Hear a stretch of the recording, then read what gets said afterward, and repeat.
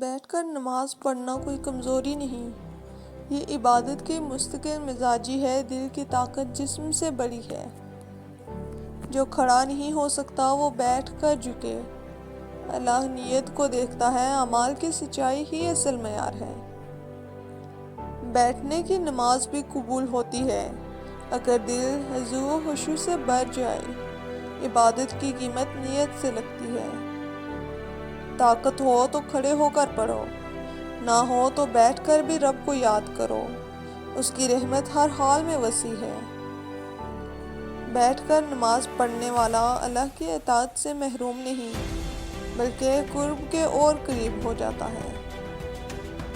کسی کا سجدہ زمین پر نہ پہنچے لیکن دل جھک جائے رب کے سامنے، وہی اصل نماز ہے۔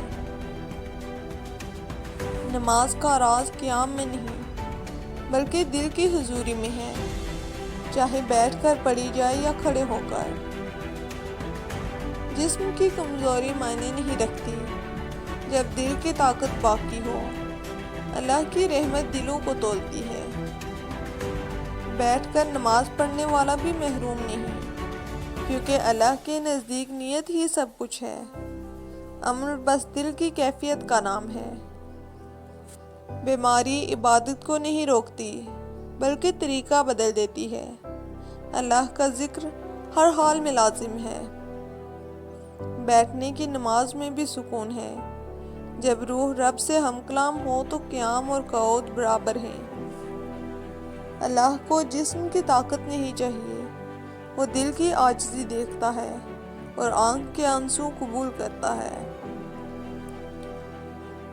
نماز کا نور نیت میں چھپا ہے، چاہے بیٹھو یا کھڑے ہو۔ اصل راز خشوع و خضوع ہے۔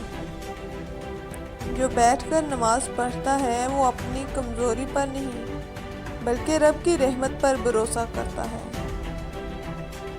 طاقت جانے لگے، پاؤں کانپنے لگے، تب بھی ذکر الہی باقی رہنا چاہیے۔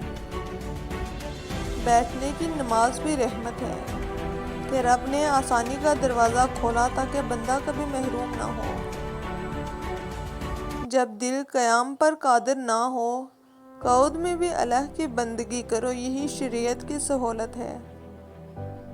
سجدہ نہ کر سکو زمین پر تو دل کو جھکا دو رب کے حضور، وہ تمہاری کیفیت سے خوش ہوگا۔ نماز جسم کا نہیں دل کا سفر ہے، بیٹھنے والا بھی اس سفر پر ہے۔ جو کھڑا نہیں ہو سکتا بیٹھ کر بھی اللہ کی قربت پاتا ہے، کیونکہ دعا کا دروازہ ہمیشہ کھلا ہے۔